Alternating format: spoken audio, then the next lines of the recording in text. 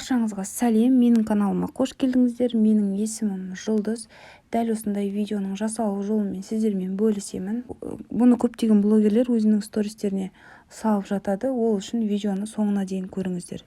Әуелі өзіміздің Instagram парақшамызға кіреміз. Сторис салатын бөліміне барамыз, историяны белгілейміз және де өзіміздің таңдап алған видеомызға барамыз. Мінекей мына видеоны таңдап алдым мен. Егер видеоның артында дауыс шығатын болса, жоғары жағында громкость бар, соны басып тастасаңыз болады.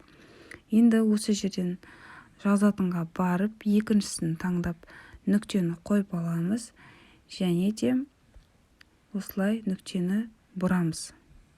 Үлкейтеміз екі саусақтың көлемімен. Қай жерге қойыңыз келеді, өзіңіз білесіз. Осылай орналастырып аламын.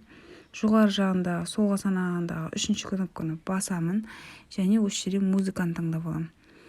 Өзіңіздің сақтап алған музыкаларыңыз болса, соны қоюыңызға болады. Кез келген музыка қоя берсеңіздер болады. Мен мынаның ішінен таңдап аламын.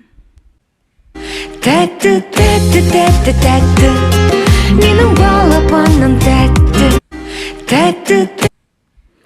Енді осының астына музыка как жүріп атқан сияқты болып көрсету үшін тағы да жаңағы барған батырмамызды қайтадан басамыз. Осы жерден GIF дегенге барып Spotify деп жазамыз. Осы жерден төрт түрін шығарады. Мен мінекей мына түрін таңдаймын. Осының көлемін кішірейтіп екі саусақ көмегімен осылай астына орналастырамыз. Сол кезде осындай видео пайда болады. Тәтті, тәтті, тәтті, тәтті, менің балапаным тәтті. Кәделеріңізге жарасын. Менің каналым сіздерге ұнаса лайк басып тіркеліп алыңыздар. Өздеріңіздің стористеріңізге дәл осылай салып қойсаңыздар болады. Сіздермен бірге болған Жұлдыз.